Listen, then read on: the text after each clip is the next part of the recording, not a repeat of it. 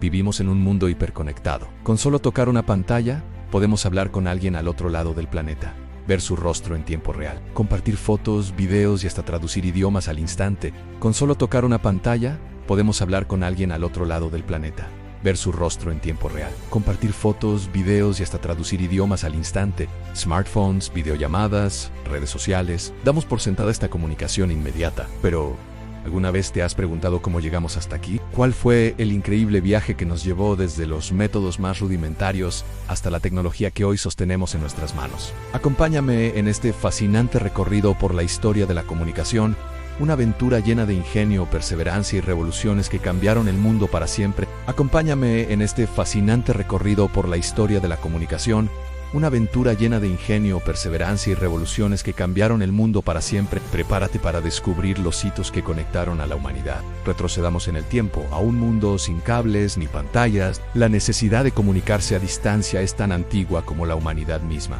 ¿Cómo se las ingeniaban nuestros ancestros? Utilizaban los elementos a su alrededor con un ingenio asombroso. Retrocedamos en el tiempo, a un mundo sin cables ni pantallas. La necesidad de comunicarse a distancia es tan antigua como la humanidad misma. ¿Cómo se las ingeniaban nuestros ancestros? Utilizaban los elementos a su alrededor con un ingenio asombroso. Retrocedamos en el tiempo, a un mundo sin cables ni pantallas. La necesidad de comunicarse a distancia es tan antigua como la humanidad misma. ¿Cómo se las ingeniaban nuestros ancestros? Utilizaban los elementos a su alrededor con un ingenio asombroso. En las vastas llanuras de América o en la Gran Muralla China, el humo era el mensajero. No era solo una columna de humo, era un lenguaje. Controlando la hoguera con mantas húmedas, se creaban bocanadas de humo, cortas o largas. Una sola columna podía significar todo en calma, mientras que 2 o 3 seguidas podían ser una alarma de invasión. El color también importaba. Añadir hierbas verdes creaba un humo blanco y denso, distinto al humo oscuro de la madera seca, permitiendo codificar mensajes más complejos. En las vastas llanuras de América o en la Gran Muralla China, el humo era el mensajero. No era solo una columna de humo, era un lenguaje. Controlando la hoguera con mantas húmedas, se creaban bocanadas de humo, cortas o largas. Una sola columna podía significar todo en calma, mientras que 2 o 3 seguidas podían ser una alarma de invasión. El color también importaba. Añadir hierbas verdes creaba un humo blanco y denso, distinto al humo oscuro de la madera seca, permitiendo codificar mensajes más complejos. En las vastas llanuras de América o en la Gran Muralla China, el humo era el mensajero. No era solo una columna de humo, era un lenguaje. Controlando la hoguera con mantas húmedas, se creaban bocanadas de humo, cortas o largas. Una sola columna podía significar todo en calma, mientras que 2 o 3 seguidas podían ser una alarma de invasión. El color también importaba. Añadir hierbas verdes creaba un humo blanco y denso, distinto al humo oscuro de la madera seca, permitiendo codificar mensajes más complejos. En las vastas llanuras de América o en la Gran Muralla China, el humo era el mensajero. No era solo una columna de humo, era un lenguaje. Controlando la hoguera con mantas húmedas, se creaban bocanadas de humo, cortas o largas. Una sola columna podía significar todo en calma, mientras que 2 o 3 seguidas podían ser una alarma de invasión. El color también importaba. Añadir hierbas verdes creaba un humo blanco y denso, distinto al humo oscuro de la madera seca, permitiendo codificar mensajes más complejos. En las vastas llanuras de América o en la Gran Muralla China, el humo era el mensajero. No era solo una columna de humo, era un lenguaje. Controlando la hoguera con mantas húmedas, se creaban bocanadas de humo, cortas o largas. Una sola columna podía significar todo en calma, mientras que 2 o 3 seguidas podían ser una alarma de invasión. El color también importaba. Añadir hierbas verdes creaba un humo blanco y denso, distinto al humo oscuro de la madera seca, permitiendo codificar mensajes más complejos. En las densas selvas de África, donde la vista no llegaba lejos, el sonido reinaba. Nacieron los tambores parlantes. No eran simples instrumentos de percusión, eran una extensión de la voz humana. El maestro del tambor podía imitar la tonalidad y el ritmo del habla, replicando frases y nombres. Utilizando 2 o más tambores con tonos distintos, podían enviar mensajes complejos a kilómetros de distancia, anunciando nacimientos, muertes o convocando a una reunión. En las densas selvas de África, donde la vista no llegaba lejos, el sonido reinaba. Nacieron los tambores parlantes. No eran simples instrumentos de percusión, eran una extensión de la voz humana. El maestro del tambor podía imitar la tonalidad y el ritmo del habla, replicando frases y nombres, utilizando 2 o más tambores con tonos distintos, podían enviar mensajes complejos a kilómetros de distancia, anunciando nacimientos, muertes o convocando a una reunión. En las densas selvas de África, donde la vista no llegaba lejos, el sonido reinaba. Nacieron los tambores parlantes. No eran simples instrumentos de percusión, eran una extensión de la voz humana. El maestro del tambor podía imitar la tonalidad y el ritmo del habla, replicando frases y nombres, utilizando 2 o más tambores con tonos distintos, podían enviar mensajes complejos a kilómetros de distancia, anunciando nacimientos, muertes o convocando a una reunión. En las densas selvas de África, donde la vista no llegaba lejos, el sonido reinaba.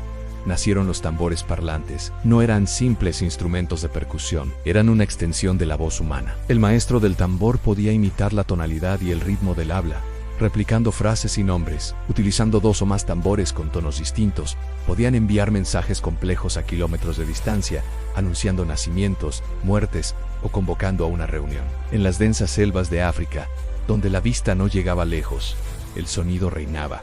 Nacieron los tambores parlantes. No eran simples instrumentos de percusión, eran una extensión de la voz humana. El maestro del tambor podía imitar la tonalidad y el ritmo del habla, replicando frases y nombres, utilizando 2 o más tambores con tonos distintos, podían enviar mensajes complejos a kilómetros de distancia, anunciando nacimientos, muertes o convocando a una reunión. Pero el ingenio no se detuvo ahí. En la antigua Persia, el rey Darío I estableció un sistema de gritos en cadena. Hombres con voces potentes se apostaban en cimas de colina, a una distancia audible entre sí, y se gritaban los mensajes de uno a otro. Y los griegos idearon el telégrafo hidráulico, un sistema de vasijas de agua idénticas con varillas graduadas que revelaban un mensaje al bajar el nivel del agua. Pero el ingenio no se detuvo ahí. En la antigua Persia, el rey Darío I estableció un sistema de gritos en cadena. Hombres con voces potentes se apostaban en cimas de colina, a una distancia audible entre sí, y se gritaban los mensajes de uno a otro. Y los griegos idearon el telégrafo hidráulico, un sistema de vasijas de agua idénticas con varillas graduadas que revelaban un mensaje al bajar el nivel del agua. Pero el ingenio no se detuvo ahí. En la antigua Persia, el rey Darío I estableció un sistema de gritos en cadena. Hombres con voces potentes se apostaban en cimas de colina, a una distancia audible entre sí, y se gritaban los mensajes de uno a otro. Y los griegos idearon el telégrafo hidráulico, un sistema de vasijas de agua idénticas con varillas graduadas que revelaban un mensaje al bajar el nivel del agua. Pero el ingenio no se detuvo ahí. En la antigua Persia, el rey Darío I estableció un sistema de gritos en cadena. Hombres con voces potentes se apostaban en cimas de colina, a una distancia audible entre sí, y se gritaban los mensajes de uno a otro. Y los griegos idearon el telégrafo hidráulico, un sistema de vasijas de agua idénticas con varillas graduadas que revelaban un mensaje al bajar el nivel del agua. Y por supuesto, estaba la comunicación animal. Las palomas mensajeras, con su increíble instinto para volver a casa, fueron el correo aéreo más fiable durante siglos, llevando mensajes cruciales para ejércitos, amantes y espías. Y por supuesto, estaba la comunicación animal. Las palomas mensajeras, con su increíble instinto para volver a casa, fueron el correo aéreo más fiable durante siglos, llevando mensajes cruciales para ejércitos, amantes y espías. Durante mucho tiempo la velocidad de la comunicación estuvo limitada a la velocidad del mensajero, ya fuera un caballo, un barco o una paloma. Pero a finales del siglo XVIII, en Francia surgió una idea revolucionaria en el telégrafo óptico. Imagina una red de torres, cada una a la vista de la siguiente. En la cima de cada torre, un sistema de brazos mecánicos como un semáforo gigante cambiaba de posición para formar símbolos. Un operador en una torre observaba con un telescopio la torre anterior y replicaba el mensaje, que se transmitía en cadena a una velocidad nunca antes vista. Sin embargo, este sistema tenía sus limitaciones, no funcionaba de noche, ni con niebla o lluvia. La verdadera revolución estaba por llegar, y vendría de la mano de la electricidad. En el siglo XIX, inventores como Samuel Morse perfeccionaron el telégrafo eléctrico. Ahora, un simple cable podía llevar mensajes a través de continentes. Usando un código de puntos y rayas, el famoso código Morse, un operador podía enviar pulsos eléctricos que se traducían en letras y palabras al otro lado de la línea. Por primera vez en la historia, un mensaje podía cruzar el Atlántico en cuestión de minutos, no di semana. El mundo se hizo más pequeño de repente. El telégrafo era increíble, pero tenía una barrera. Necesitaba saber código Morse para usarlo. La gente soñaba con algo más directo, más humano. Soñaban con poder transmitir la voz. Ese sueño se hizo realidad gracias a la tenacidad de inventores como Alexander Graham Bell. En 1876, ocurrió el milagro. Se transmitieron las primeras palabras a través de un cable en señor Watson. Venga aquí, quiero verle. había nacido el teléfono. Los primeros aparatos eran toscos, con un auricular y un micrófono separados, y requerían de una operadora en una centralita para conectar manualmente cada llamada. Había nacido el teléfono. Los primeros aparatos eran toscos, con un auricular y un micrófono separados, y requerían de una operadora en una centralita para conectar manualmente cada llamada. Pero la idea era tan poderosa que se extendió como la pólvora. Pronto, los teléfonos evolucionaron. Llegaron los modelos de pared, luego los de sobremesa, y finalmente el icónico teléfono de disco. Marcar un número girando la rueda era todo un ritual. El teléfono no solo conectó ciudades, conectó familias, amigos y negocios de una manera íntima y personal que el telégrafo nunca pudo lograr. El sonido de la voz de un ser querido a kilómetros de distancia dejó de ser ciencia ficción para convertirse en parte de la vida cotidiana. Mientras las ciudades se llenaban de cables telefónicos, otra revolución silenciosa estaba gestándose, una que rompería por completo las ataduras físicas a la comunicación inalámbrica. A finales del siglo XIX y principios del XX, pioneros como Guglielmo Marconi y Nikola Tesla experimentaron con las ondas electromagnéticas. Descubrieron que podían enviar señales a través del aire,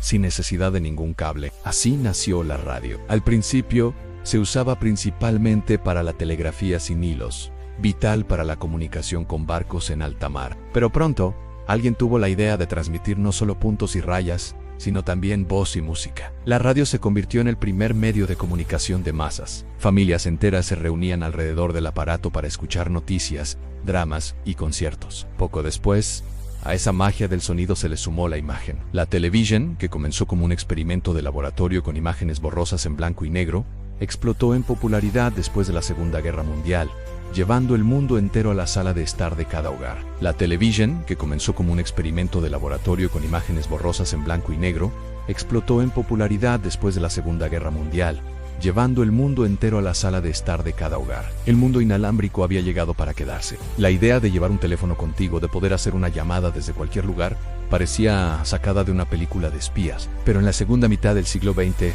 ese sueño comenzó a tomar forma. Los primeros teléfonos móviles aparecieron en la década de los 80. Y cuando digo móviles, lo digo con reservas. Eran enormes, pesados, parecían ladrillos con una antena. La batería duraba poquísimo y costaban una fortuna. Eran un símbolo de estatus, algo que solo ejecutivos y gente adinerada podían permitirse. Los llevaban maletines y su principal función era simplemente hablar. No había pantallas a color, ni mensajes de texto, ni mucho menos internet. Pero a pesar de su tamaño y sus limitaciones, representaron un cambio de paradigma fundamental. Por primera vez, la comunicación telefónica no estaba atada a un lugar, sino a una persona. Ya no llamabas a una casa o a una oficina, llamabas a un individuo, estuviera donde estuviera. Este fue el primer paso hacia la verdadera libertad de comunicación, el embrión de la revolución que estaba a punto de estallar. Y entonces, todo cambió. A finales de los 90 y principios de los 2000, los teléfonos móviles empezaron a encogerse y a volverse más inteligentes. Primero llegaron los mensajes de texto, los SMS, que crearon un nuevo lenguaje de abreviaturas, luego tímidas pantallas a color y juegos sencillos como el de la serpiente. Pero el verdadero punto de inflexión llegó con la convergencia de dos tecnologías: el teléfono móvil e internet. Nació el smartphone. Y entonces en 2007 un hombre subió a un escenario y cambió el mundo para siempre. Steve Jobs presentó el primer iPhone. No era solo un teléfono, era un dispositivo revolucionario. Combinaba un teléfono, un iPod con pantalla panorámica y un comunicador de internet en un solo aparato. Su interfaz multitáctil, controlada con los dedos, y su diseño elegante y minimalista establecieron el estándar para todos los smartphones que vendrían después. El iPhone no solo puso internet en nuestro bolsillo, sino que dio origen a la economía de las apps, transformando industrias enteras y la forma en que vivimos. Y entonces en 2007 un hombre subió a un escenario y cambió el mundo para siempre. Steve Jobs presentó el primer iPhone. No era solo un teléfono, era un dispositivo revolucionario. Combinaba un teléfono, un iPod con pantalla panorámica y un comunicador de internet en un solo aparato. Su interfaz multitáctil, controlada con los dedos, y su diseño elegante y minimalista establecieron el estándar para todos los smartphones que vendrían después. El iPhone no solo puso internet en nuestro bolsillo, sino que dio origen a la economía de las apps, transformando industrias enteras y la forma en que vivimos. Y entonces en 2007 un hombre subió a un escenario y cambió el mundo para siempre. Steve Jobs presentó el primer iPhone. No era solo un teléfono, era un dispositivo revolucionario. Combinaba un teléfono, un iPod con pantalla panorámica y un comunicador de internet en un solo aparato. Su interfaz multitáctil, controlada con los dedos, y su diseño elegante y minimalista establecieron el estándar para todos los smartphones que vendrían después. El iPhone no solo puso Internet en nuestro bolsillo, sino que dio origen a la economía de las apps, transformando industrias enteras y la forma en que vivimos. Y entonces en 2007 un hombre subió a un escenario y cambió el mundo para siempre. Steve Jobs presentó el primer iPhone. No era solo un teléfono, era un dispositivo revolucionario. Combinaba un teléfono, un iPod con pantalla panorámica y un comunicador de Internet en un solo aparato. Su interfaz multitáctil, controlada con los dedos, y su diseño elegante y minimalista establecieron el estándar para todos los smartphones que vendrían después. El iPhone no solo puso Internet en nuestro bolsillo, sino que dio origen a la economía de las apps, transformando industrias enteras y la forma en que vivimos. Y entonces en 2007 un hombre subió a un escenario y cambió el mundo para siempre. Steve Jobs presentó el primer iPhone. No era solo un teléfono, era un dispositivo revolucionario. Combinaba un teléfono, un iPod con pantalla panorámica y un comunicador de Internet en un solo aparato. Su interfaz multitáctil, controlada con los dedos, y su diseño elegante y minimalista establecieron el estándar para todos los smartphones que vendrían después. El iPhone no solo puso Internet en nuestro bolsillo, sino que dio origen a la economía de las apps, transformando industrias enteras y la forma en que vivimos. Y entonces en 2007 un hombre subió a un escenario y cambió el mundo para siempre.